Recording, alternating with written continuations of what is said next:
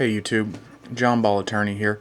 I wanted to go over a pistol that I purchased a little while back. This is the Rossi 357 Revolver. This one holds 6 rounds, and as you can see, this one is empty. It is a 4-inch barrel. It's blued steel. It's made by Rossi. Rossi is a company that is owned by Taurus. They are a Brazilian firearms maker. I did a review of a Taurus revolver that I purchased a little while back that I have up on my channel as well if you want to take a look at that. My overall opinion of this gun is very favorable.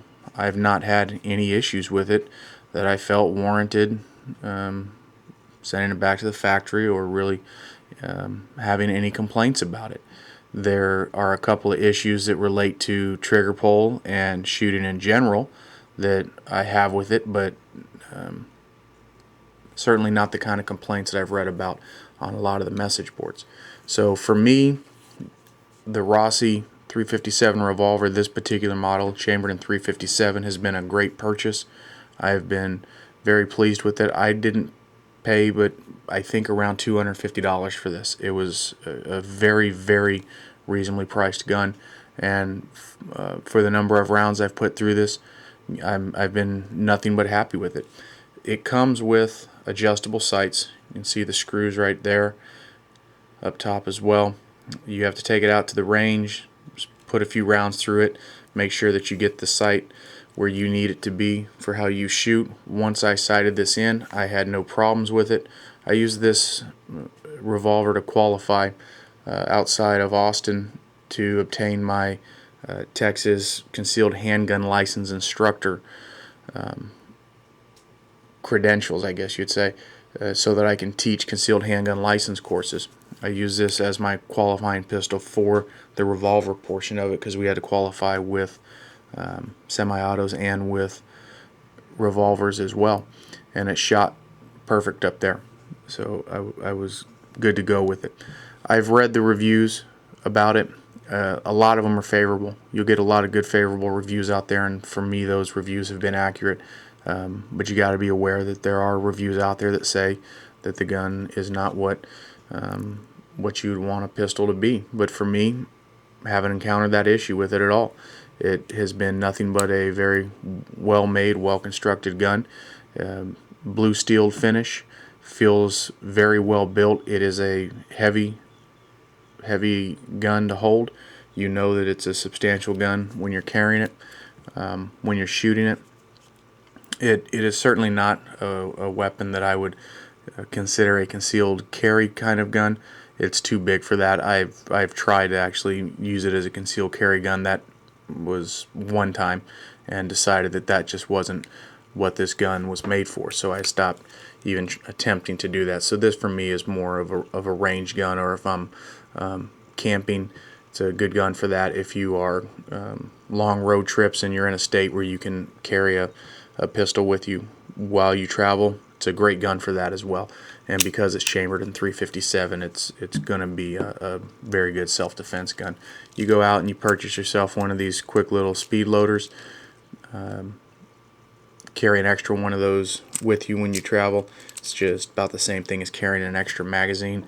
I've done my homework on different ballistics, different types of bullets that are out there. What I'm comfortable in saying, and I'm by no means an expert, is that the 357 round is a tremendous round for self-defense. It, for many years, was the standard for law enforcement. The main reason, as I understand, that law enforcement stopped carrying the 357 round is that you were really limited to 6 shots in the revolver, and when the semi-automatic weapons really started coming of age with the Beretta and their 92Fs and some of the Glocks that were put out that were able to carry 10, 12, 14, sometimes more rounds than that, that was a big selling point for law enforcement. So they ended up going with the guns that were able to carry more rounds. But the 357 is a proven round. It is a very, very high velocity round that is great for self-defense.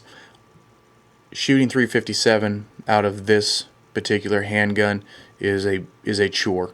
when you shoot a 357 out of this gun, you will know that you're firing 357. It is a punishing round, and when you shoot it, you're going to get that recoil. You're going to feel it in your hand. The energy from that bullet will get transferred back into your hand pretty liberally, and it packs a wallop.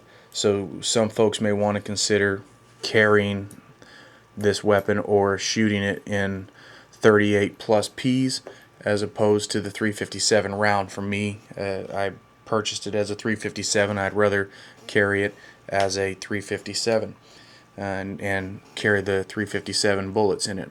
I had done a review a little bit ago on this particular pistol, which is the Taurus 357 Protector Poly, which is Taurus's attempt to break into the poly market for revolvers. The recoil on this versus the recoil on this is very different. The recoil on this one is much easier to handle. Again, you know you're shooting a 357 with this one. Don't kid yourself. It's not the equivalent of shooting a 380 or even a 9mm. You're going to have your hands full, but for some reason this one carries some punishment with it when you shoot it. This is a steel framed weapon. This is a polymer framed weapon. They both have very large plastic grips on the back, but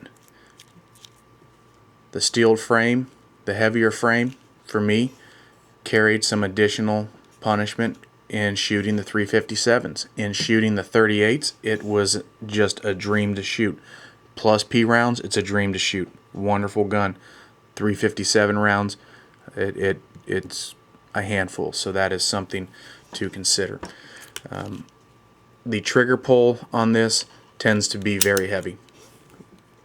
It is a heavy trigger pull to get it all the way back. So one of the things you're going to have to do is get out to the range with it. You're going to need to get some practice in to make sure that you're comfortable with that trigger pull. It's double single, obviously, because it has the hammer, and when it is cocked and you're in single action, no issues at all.